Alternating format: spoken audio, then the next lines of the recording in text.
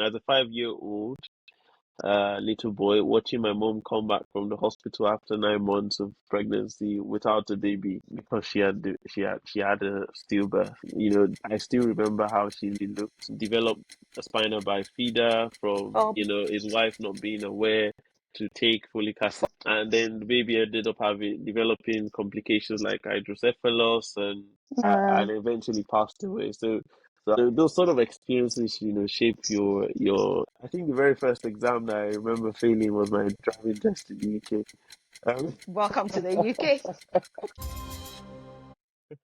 Hi, everybody, and welcome to today's episode of Maverick Med with Dr. Hannah Brew. And I have with me Dr. Yusuf Shittu. I hope I haven't butchered your name. So, as always, I'd rather have my guests introduce themselves and tell us a bit more about themselves. So, who are you, Yusuf? That's always a question I struggle to answer Don't we all? because there's so many different sides. But well, essentially, I'm Yusuf. I'm a GP by background. I'm based Yeah, in Leicester. Originally Nigerian, born and bred in Lagos, Nigeria. that's a Uh, fast life, isn't it? yeah, trained in Lagos as a doctor. I moved here in 2019 and got into general practice training, and not much long after. And yeah, so I'm basically someone that's really, really passionate about making an impact in the lives of vulnerable populations, particularly women and children. For as long as I remember, I've always been doing something that involves making a difference and giving back and making an impact. And as doctors, we have that rare privilege, isn't it, to be a part of people's lives and follow through their journeys. But beyond that, I've always been interested in doing things differently. So doing things in an innovative way, anything that sort of improves the way systems work, and say to work better for people always, has my heart. So anything that involves health systems design, quality improvement, really, how can we do better? How can we use technology to leverage, Yeah, improve health outcomes? So yeah. those are the things that keep me up at night. Yeah, so that's me in a nutshell. That was an extensive one, right? So then you're giving I us a lot of meat to chew on, isn't it? Were you going to yeah say something? yeah. So I forgot a very important thing. I'm a father of one. Yes, Oh, yay! Oh, happily yes! married. Yes! Oh, yes, definitely.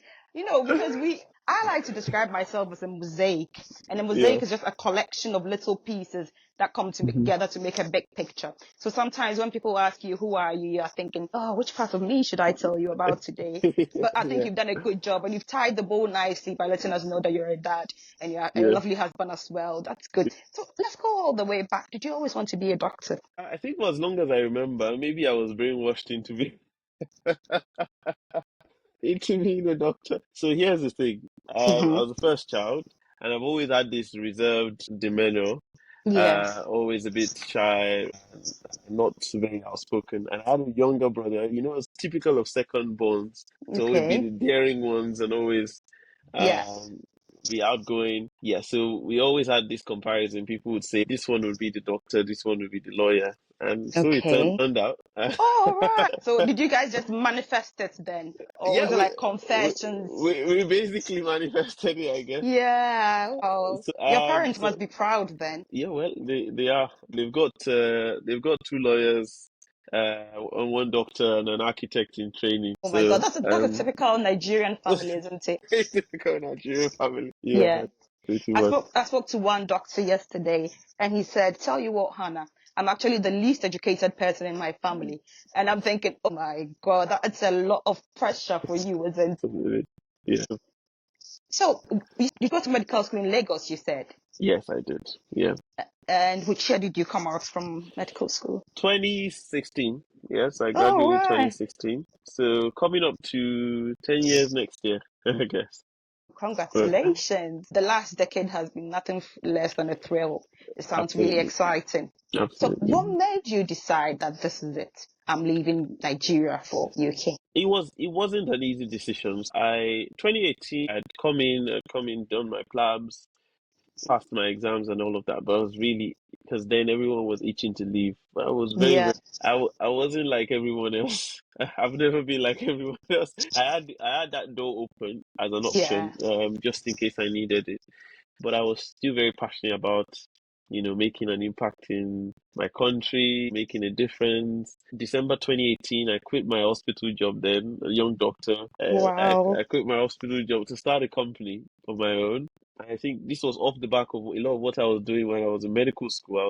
I started a non-profit when I was in medical school, basically focuses Interesting. on child health promotion and education. Non-profit still runs today, even without my Yeah. much of my input. But I started I started a business trying to just get my hands, into the world of entrepreneurship Wow. really to Yeah. see. Then I think when I was quitting my hospital job then, and I had got this little workspace where I was working out of. My parents were looking at me and wondering, oh, what's Because going on I'm with thinking, it? I mean, I finished medical school at the cusp of 23, 24, thereabouts. Yeah. So I'm thinking, if if I quit my job, what am I going to do?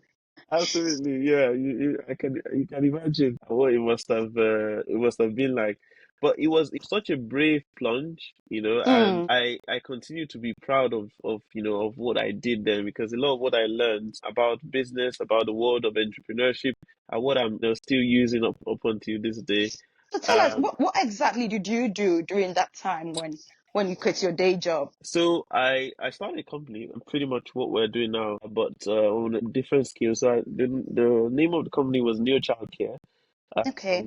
Started it then with the idea to provide the services to parents and children, basically connect doctors virtually or digitally to services to mothers and parents that needed services, whether it's through Mm. virtual consultations or home vaccinations, things like that.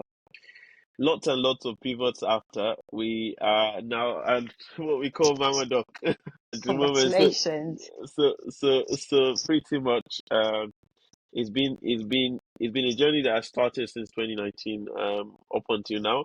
I think after trying to run the business unsuccessfully for 7 months, After many failures, I'm running out of all my savings. I because I was packed going to my ask you, dad. did you Yeah, have any seed money? I How did you fund it? I had my savings. Yeah, So I you had think well saved as a uh, junior doctor and as a junior decided to doctor, plunge into that. I decided to Wow, plunge into that, and then that was brave. I won a couple of competitions, but just wasn't Okay, enough to keep the business going. okay, And then I was like, okay, I've got to go now. And find, get my at least sustain myself so that I can yeah, sustain the business. So yeah. that's how I made the decision to move to the UK. And how was your PLAB experience? Was it straightforward? Pretty much. Accommodation? Why did you do it? Did you do it Samson or It was Swami in Manchester. That's why I did okay, my okay, plan. okay. Uh, Obviously, it didn't come without its challenges. It was tough. Had you been to the UK before? So I had come into the UK first time in 2015. I came in as an undergraduate to present my undergraduate research at Oxford at a So you've conference in really been Oxford. very academic. I was just Yeah. looking at your LinkedIn profile. Guys, you should check out his LinkedIn profile and you should follow him by all means. I was looking at this and I was thinking, oh, publications. And I was thinking, oh God, this guy is so academic, which is a good, isn't it? A feather in your cup. Yeah. Well, I think I like research and not just research for the sake of it, but research that can be applied into improving the way things are done. Not the it just might seem like I'm very academic, but to be honest, I So don't enjoy it so take much. me back to Oxford. You had come to do your presentation in Oxford. Yeah. And then, So I'd done my presentation in Oxford, did a poster presentation, enjoyed it. I got back and then doing my internship as a doctor. That's when I started, taking the exams for PLAB, and mhm. I decided, and I just wanted to, thankfully, I was scaling through a lot of the exams, so it wasn't really much of, so obviously very, very difficult for And by then, could you take, because I heard recently you can take some of the PLAPs in Nigeria. By then, yeah, could you take some in Nigeria or you just no, had to, okay, yeah. okay, So I you had to couldn't. come in. I had to do just the Right. first step in Nigeria, Okay. and then yeah, the second step The PLAP obviously 2 the had to be PLAB done too. here. Yeah. Yeah. Right. I think having a presentation in Oxford is such a big deal for us to just ride over it. So tell us, what was your poster presentation about? So, at that time it was such an eye opener. I had done my undergraduate research trying to understand the attitudes and practices of women about preconception care. Right. So you see that I've really always had interest in So you've women's and always children. been the also any pediatric guy. Yeah. Right. So I I try. should be asking you how many children you intend to have. So I've always had interest in that space, and Mm, naturally I just mm, gravitated towards that for my undergraduate research, right. and it stemmed a lot from the experience watching my uncle's little one develop a spinal bifida from Oh, bless him. his wife not being aware to take folic acid Folic in the first acid, trimester, yes. and then the baby ended up developing complications like hydrocephalus Yeah. and eventually passed away. So I was Oh, bless him, yeah. so those sort of experiences, shape your your Yeah, your your yeah, interests, and yeah, and it was very well received, at Oxford, and it was such an eye opener. I was, as a medical student, I was thrilled that professors who actually came in to listen to my oral presentation, and yeah, yeah. and they were asking very intelligent, very interesting questions. I mean, it's thrilling to know that I didn't feel intimidated, but Yeah, instead you saw it as an eye opener, and yeah, you took it in your stride, basically. absolutely, Yeah, absolutely. yeah. I was gonna ask you if there was anything in your formative years that you think must have formed who you are today, but I think you've done it nicely by telling us about your spinal bifida experience with your cousin. My, And I wrote about this on my LinkedIn, one of my LinkedIn mm, posts, about my experience, watching as a 5-year-old, little boy, watching my mom come back from the hospital after 9 months of hmm. pregnancy without a baby, Oh, be, bless be, you. because she had a stillbirth. I still remember how she looked, how disappointed, how trenching it was an experience for her. Mm, Uh, that experience had always lived with me, and when I reflect back, that's one of the things that I remember. One of the first memories yeah. is really seeing that I faced that day. Realizing that many more women, go Could go through so through this. Yeah, that when I got into medical school, gave me even more motivation to yeah. do a lot more work in this space. And I think that nicely defines your why. It's always about mothers and pregnancy and And children, postnatal yeah. care. That's fantastic. Tell us a bit more about MamaDoc, MamaDoc. MamaDoc. Yeah. So MamaDoc essentially is a social enterprise, now registered in the Mm-hmm. UK, focusing on supporting Black and Brown migrant parents Hooray! through pregnancy and parenting. It's long overdue that someone is shining the light on us. So Yeah, thank you. I mean, because yeah. I've been through it myself, and I mean, that's a story for another day. I wouldn't say it was my most pleasant experience. If Mm, anyone had told me that I would have my baby in the United Kingdom in 2022 on mm. paracetamol alone Oh my, on a 72-hour labor, I oh would have my said God. you're joking. But that was my Paracetamol experience. alone as a Yeah. doctor. Yes, as You a should doctor. you should absolutely join our Black and Brown birth I chronicles. should. You should. I Yeah. mean, This is this if is anyone your had told sometime. me, Yeah. I would have You said should. no, not me. It's horrific, the Yeah. sort of things we're hearing about what migrants are experiencing in maternity in a developed And this country. is me as a doctor. Yeah, And I was yeah, thinking, I'm assertive. I can talk for myself, but no. yeah.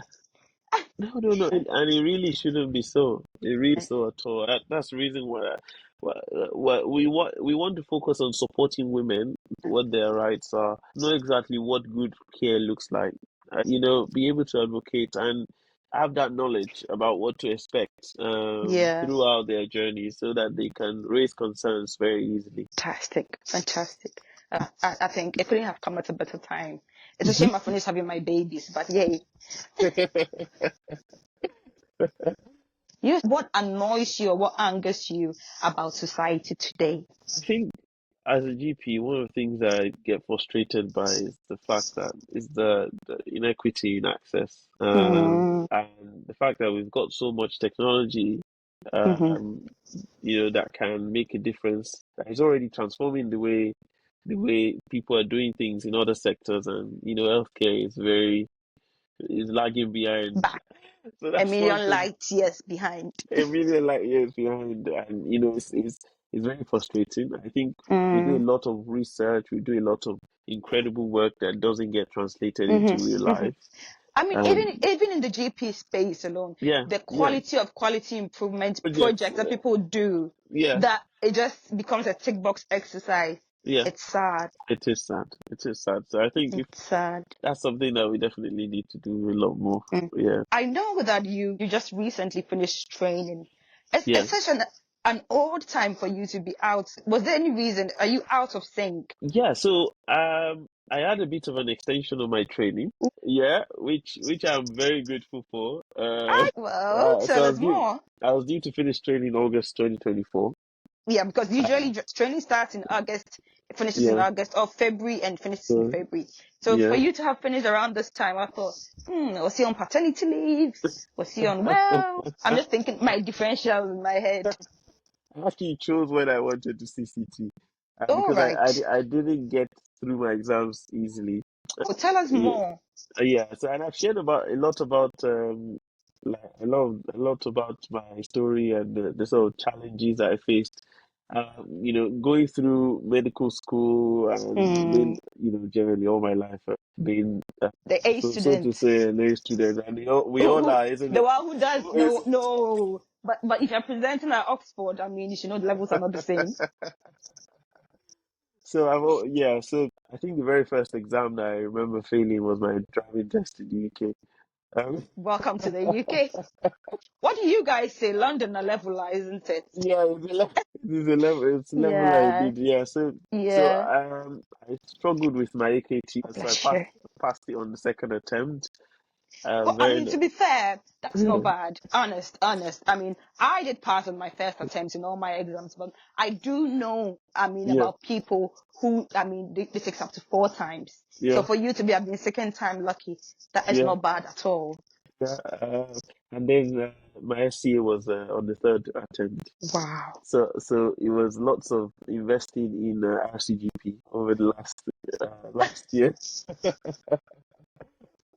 But Uh, reflecting, you did say that you are thankful for the experience. What yeah. do you personally think you weren't doing right? So it wasn't, I don't think it was anything I wasn't doing right. I would say much of, timing is important. Like, well, I believe a lot in obviously destiny Mm, and if something is, when it's your time, it's your time. It's bound to happen. It won't pass you by and all of that. yeah. But then I do believe that some of these failures are important because they're opportunities for you to learn and develop and grow. I really wouldn't have appreciated, who I am today or my skills as a doctor and a GP if I didn't have those stumbling blocks. If I had coasted just the way I've always coasted through exams, it made me appreciate the journey a lot more. I grew, I became better clinically, I became more confident with my patients. I had that time to mature. That extra few months I had between August and December, I know it increased my speed, my efficiency as a GP, my ability to manage stress, all of that, because I was dealing with the exam stress. Obviously, life as it is, wanting And to see you got city. a little one as well. A little one as well, yeah. So being able to come out, emerge out of all of that, is something I'm really Hmm. grateful for. And this is just really going out to anyone that's also facing Struggling. struggling. It's not Yeah. about you. It's not about what you're doing wrong. A lot of my practice then, all the Were they partners were shocked? like, oh no, if anyone should even be passing failing It's exams, it you. shouldn't be you. It Uh, shouldn't be you because obviously they know the quality of work you put in, day out. They know what yeah. patients are saying about you. But Yeah. this is a bloody exam, that you just need to get through. Oh yeah, so thinking, Because I mean, I speak to some international medical graduates, and then I hear things like, "Oh, it's the system; it's set yeah, up against us. We are meant to fail." And when it comes to differential attainment, yeah. I hear things like that. But clearly, from what you are saying, it doesn't sound like you quite agree with them. The thing is, there is differential attainment. I wouldn't discount that. Mm, People are struggling for a reason. and you wouldn't be unexpected. We are IMGs, we're coming to a new system. People that have been here all their lives, and Yeah. they understand the cultural nuances. They know exactly, especially UK graduates, they know exactly how these exams work. Compared to the way we're doing it, it's a little bit different. So coming into that, having that confidence, it takes some time to build that confidence. And sometimes what even lets people down is that inferiority complex, or Mm. um, uh, uh, um, what's this Imposter syndrome. imposter syndrome. Thank you. Because you second guess yourself a lot Yeah. Yeah. as an IMG, and sometimes that plays in your mind, Yeah. and you're wondering if everything is against you. But really, really and truly, yes, you might be at a bit of a A disadvantage, disadvantage. Yeah. but we're resilient enough to actually adapt, and that's what makes us, what I call divergent medics, or Wow. maverick medics, as you'd say. I definitely that was mimics as a maverick med. Yeah. Tell me, did you ever face any form of racism in your training or even in your practice today? Interestingly, I think I've been lucky not to have faced any Mm, direct sort of racial intimidation. Yes, I've had cases where patients have been verbally abusive and all of that, mm, but I oftentimes refuse to, put it just down to yeah, your race. color of your skin. Yeah, because people tend to get that, regardless of whether Yeah, they're yeah. black or white. Like they say, hate people. I Yeah, mean, I'm not the cause of your problem. exactly. But I'm not the cause of your problem. So yeah. what I do get a lot is this thing that I think you might have alluded to, is like, where are you originally from? Where are you from?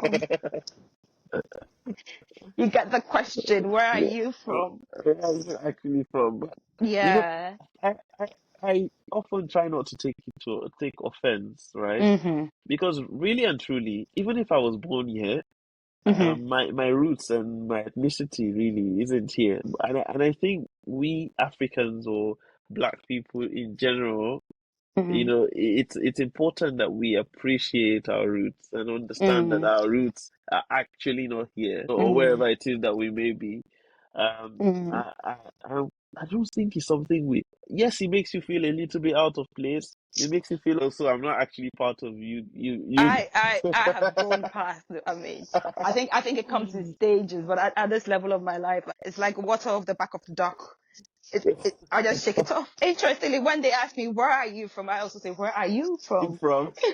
Okay, that's a and good that's one. how our conversation starts. Maybe Yeah. they'll say, "Oh, I'm from Lincolnshire," and I'll say, "Which part?" Because I'm quite Yeah. well traveled, so I Oh, want to know okay. which parts you are from. And then, Okay. I mean, yeah, we have a good conversation, and we'll take it That's from good. there.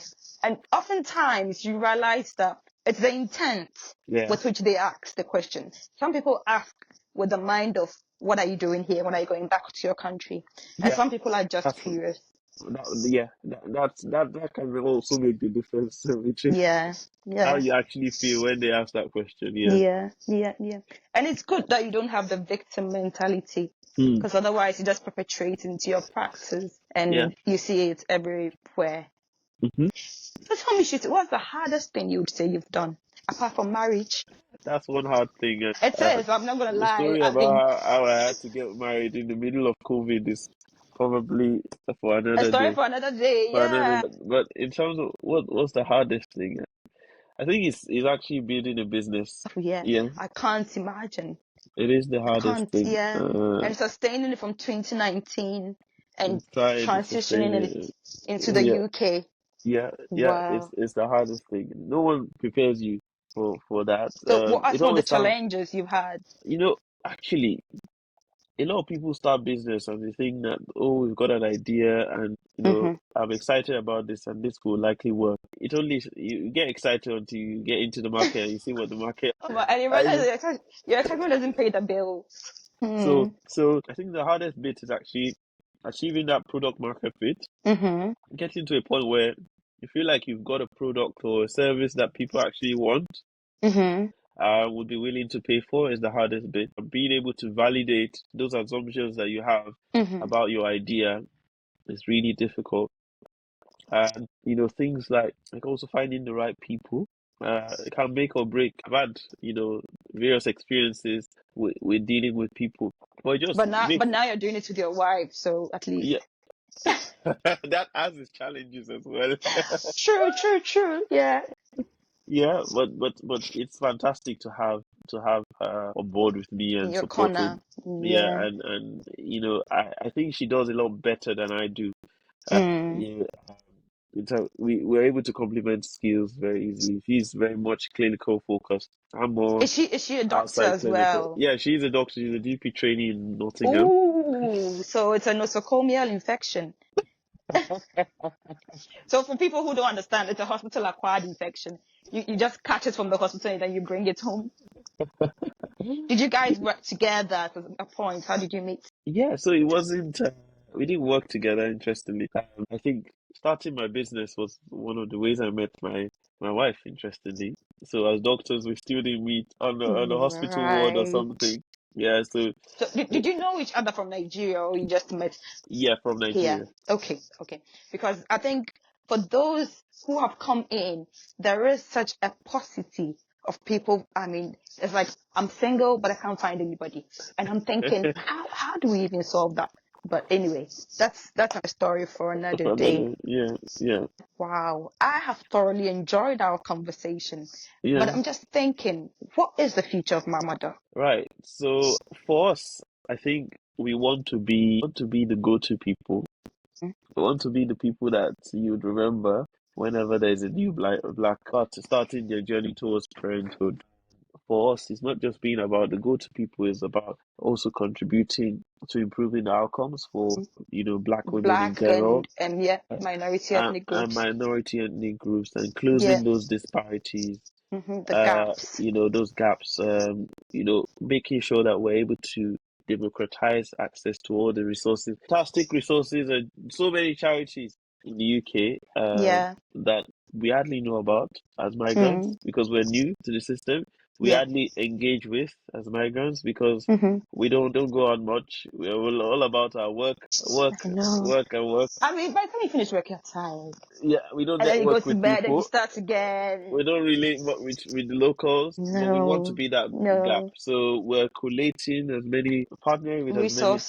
charities, collating as many resources, Yeah. so we can easily signpost and we can get people to enjoy the amazing resources already in the UK, Mm. and hopefully help improve or impact their journey. At the end of the day, Yusuf, what do you want to be remembered for?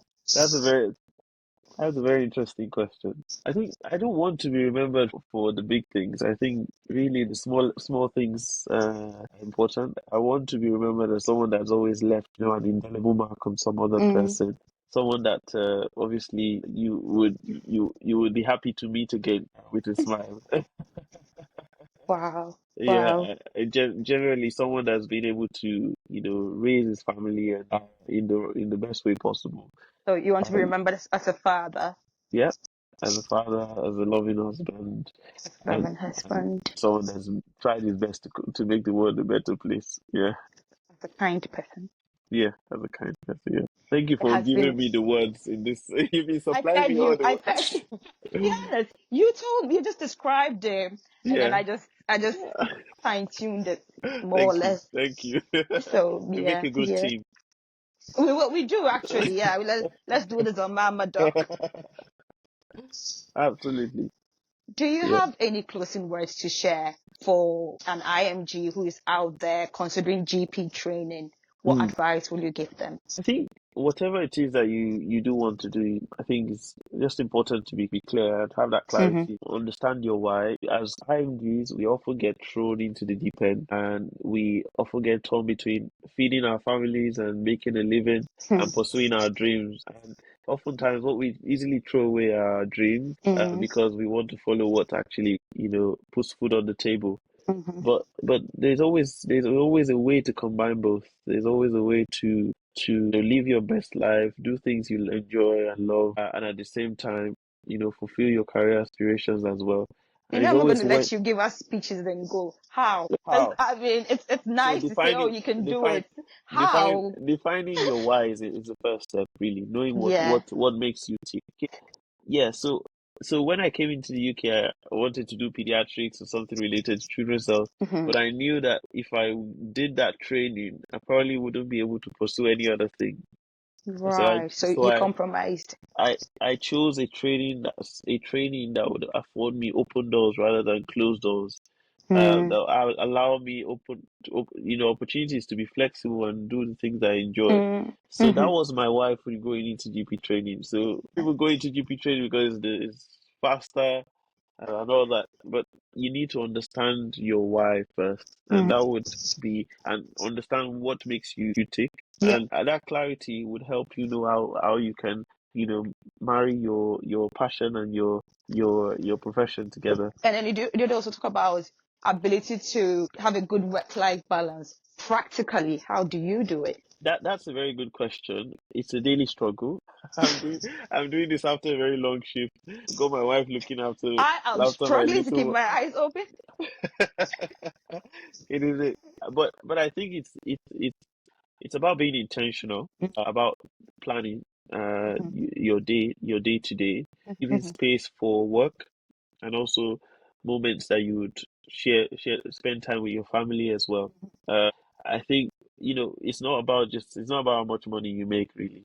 If you're not able to look after your family or live a good life, that money is useless. So I think being intentional, and we found that you can actually make time for the things that you want to do or and interestingly, I mentioned on my LinkedIn recently, I can't believe I've actually made time for swimming classes or swimming lessons For yourself out or for of your little one? for myself, yeah, for myself Oh, wow, and that's impressive. my wife.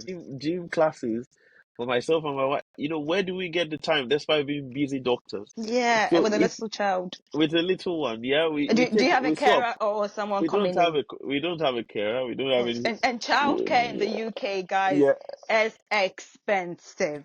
You know, it's, the last time I was having a conversation with my friend, and I was saying that I don't understand why childcare is not listed as a form of contraception. In the, because childcare will put you off having children, I'm it telling you. it would absolutely, absolutely. Yeah, so I think you can actually make time for. Mm, It takes planning, yeah, and you need to be mindful. you need to be mindful and intentional. Yeah, Yeah, intentional. Yeah, yeah, yeah. I mean, I pretty much practice the same thing. At the beginning of the year, we actually put in blocked out times for holidays. yeah, Because other than that, someone else will plan your time for you. absolutely, If you don't absolutely. take control of your time, something else will come up. Yeah, So yeah, sure. I know it sounds really macabre, Mm, but I am I think about life and I think about the holistic living, and I would mm. say on my tombstone I would want them to say Dr. Hannah Brew, she lived. What would you want on yours? Dr. Hannah lived. That's difficult to come after. I'm sorry, but okay, what would you want on your tombstone? Because I know my mother would say, why would you even be talking about tombstone? Lord of Jesus, you shouldn't be. And I say, Mommy, just help us be mindful, thinking that at the end of the day, we all want to go to heaven. How do you want to go? Unless there's rapture. But anyway, that's a conversation for another day. So after it's all said and done, Yeah. have you thought about it? Maybe Yeah, not. I think it just comes to me. It's always about Dr. Yusuf Shittu made a difference. I love that. I think that's what. I love that. And on that note, can we round up our Yeah, podcast today? Shittu, it absolutely. has been lovely having you today. Yeah, it's a Right, pleasure. guys. I hope you've learned a lot. Let's make a date another time. Bye for now.